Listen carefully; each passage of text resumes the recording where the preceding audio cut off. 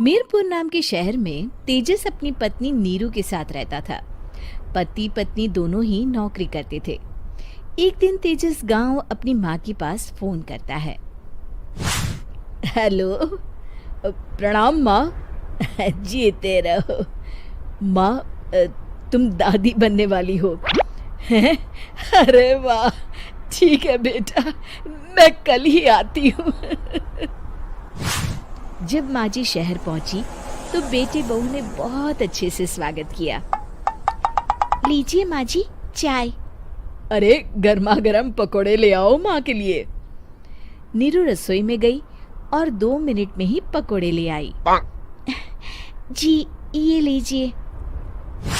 बहू जादू से बनाए हैं क्या? अभी तो रसोई में गई थी। यम्मी। माँ जी, शीला रसोई में पकोड़े तल रही है, मैं बस लेकर आई।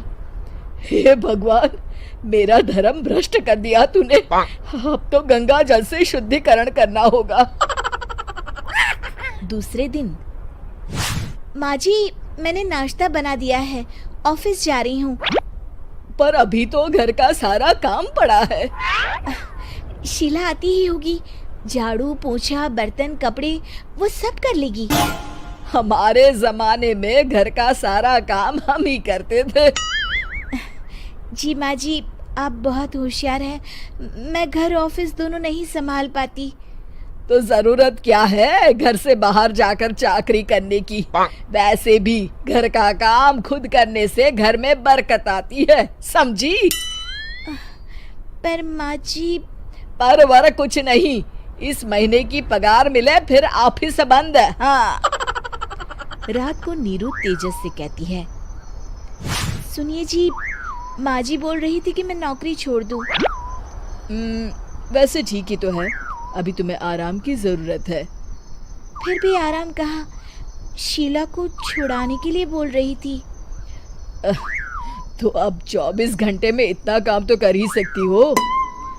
पर जॉब पसंद है मुझे, घर पर मन नहीं लगेगा। अगले दिन जब दोनों ऑफिस के लिए निकल रहे थे, मेरी तो कोई कीमत ही नहीं है इस घर में। माँ जी, आजकल महंगाई बहुत है, रहन सहन भी बदल गया है, दोनों नौकरी करते हैं तभी ठीक रहता है। अच्छा, तू कहना क्या चाहती है? मेरा बेटा तुझे बिठा के खिला नहीं सकता? तू ही इस घर का खर्च चला रही है, हैं? नहीं माँ जी, मेरा वो मतलब नहीं था। मतलब खूब समझती हूँ, ये बाल धूप में सफेद नहीं किए मैंने। हाँ।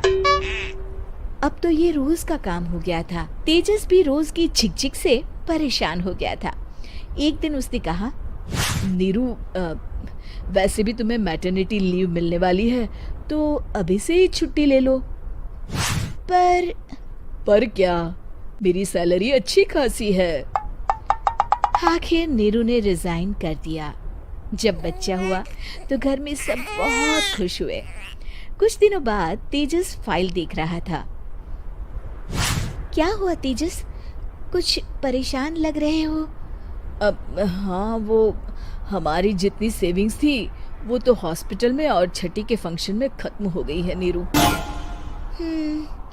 और अभी वैसे मंदी चल रही है तो मैं बोल रही थी कल मुन्ना को हेपेटाइटिस का टीका लगवाना है। नीरू, क्या पोस्टपोन नहीं कर सकते? नहीं जी, बिल्कुल नहीं। अब तेजस को समझ में आ रहा था कि उससे गलती हुई है।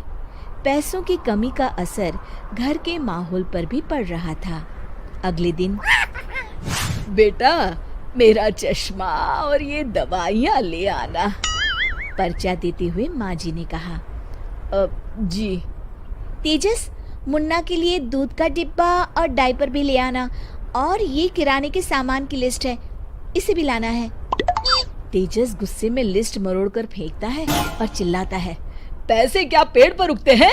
ये ले आना, वो ले आना। अरे पर ये जरूरत का सामान ही है। वो गुस्से में बिना कुछ कहे ऑफिस चला गया। अरे लंच तो ले जाइए। नीरू दौड़कर डिब्बा पकड़ाती है। एक दिन खाना खाने के बाद, नीरू,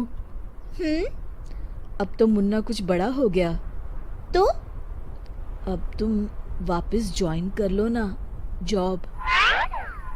पर इस रिसेशन में जॉब मिलना बहुत मुश्किल है। ट्राई तो करो। फिर मुन्ना, माँ जी है ना, और एक फुल टाइम मेड भी लगा लेंगे। पर माँ जी, उन्हें तो पसंद नहीं। तभी माँ जी वहाँ आ जाती है और प्यार से नीरू के सर पर हाथ फेरते हुए बोलती है, अब मेरी समझ में आ गया बहू, पहले के और अब के समय में अंतर है। तुम काम शुरू करो, मुन्ना की जिम्मेदारी मेरी। मेरी प्यारी माँ जी, ये कहकर नीरू उनके गले लग गई। शिक्षा, परिवर्तन संसार का नियम है, हमें भी समय के साथ चलना चाहिए। उम्मीद है कि आपको हमारी ये कहानी पसंद आई होगी। कृपया हमारे चैनल को सब्सक्राइब करें और सभी अपडेट्स के लिए बेल आइकन जरूर क्लिक करें। और हाँ, वीडियो लाइक और शेयर करना मत भूलिएगा। Bye bye.